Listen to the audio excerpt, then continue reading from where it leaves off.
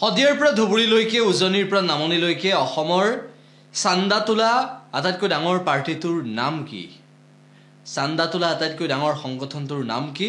সেয়া মুখ্যমন্ত্ৰীগৰাকীয়ে উল্লেখ কৰিছে। শদিয়াৰ পৰা ধুবুৰীলৈকে আটাইতকৈ বেছি চান্দা তোলে বীৰ লাচিত সেনাই। চান্দা তোলা পাৰ্টি আৰু বহু লোকৰ সমস্যা হৈছে এই কথা মুখ্যমন্ত্ৰী ডক্টৰ হিমন্ত বিশ্ব শৰ্মাই উল্লেখ কৰিছে। এটা সময়ত মুখ্যমন্ত্ৰীগৰাকীয়ে বীৰ লাচিত সেনাক প্ৰশংসা কৰিছিল, কিন্তু আজিৰ তাৰিখত মুখ্যমন্ত্ৰীগৰাকী সৰব হৈ পৰিছে বীৰ লাচিত সেনাক লৈ। বৰ্তমান অসমত শদিয়াৰ পৰা ধুবুৰীলৈ পইচা উঠোৱা পাৰ্টি বীৰ লাচিত সেনাই আছে। গতিকে তেওঁলোকৰ বিৰুদ্ধে আমি কঠোৰ ব্যৱস্থা লৈছোঁ আৰু কঠোৰ ব্যৱস্থা ল'ম। বাকী ঠাই বিশেষে যিসমূহ ঘটনা আছে তাকো মই কালি এছপিক কৈছোঁ যাতে তাৰ বিষয়ে নজৰ ৰাখে। যোৱাকালি শৃংখল চলি এটা কথা কৈছে যে ৰন্টু পানী ফুকনক মানে মুকলি কৰি দিয়া কথা। মই এইবিলাক নাম তাম নাজানো। মই এটাই জানো যে এই সংগঠনটোৱে শদিয়াৰ পৰা ধুবুৰীলৈ চান্দা উঠাই এটা ব্যাপক মানে খেলি মেলি কৰিছে। এছাম সন্দেহযুক্ত লোকে পিছফালে অসম উপাধিটো লিখিও বহুত ডাঙৰ তাণ্ডৱ নামনি অসমত চলাই আছে।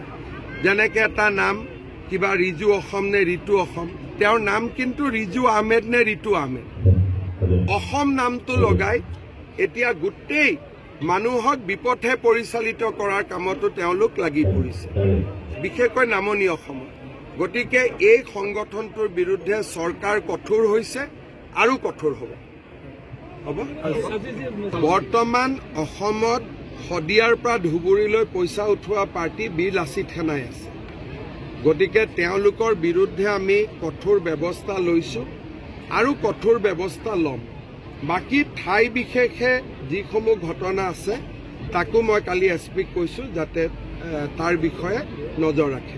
যোৱাকালি শৃংখল চলি এটা কথা কৈছে যে ৰন্টু পানী ফুকনক মানে মুকলি কৰি দিয়া কথা। মই এইবিলাক নাম তাম নাজানো। মই এটাই জানো যে এই সংগঠনটোৱে শদিয়াৰ পৰা ধুবুৰীলৈ চান্দা উঠাই এটা ব্যাপক মানে খেলি মেলি কৰিছে। এছাম সন্দেহযুক্ত লোকে পিছফালে অসম উপাধিটো লিখিও বহুত ডাঙৰ তাণ্ডৱ নামনি অসমত চলাই আছে।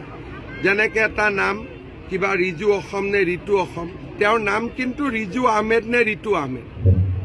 অসম নামটো লগাই এতিয়া গোটেই মানুহক বিপথে পৰিচালিত কৰাৰ কামতো তেওঁলোক লাগি পৰিছে, বিশেষকৈ নামনি অসমত। গতিকে এই সংগঠনটোৰ বিৰুদ্ধে চৰকাৰ কঠোৰ হৈছে আৰু কঠোৰ হ'ব।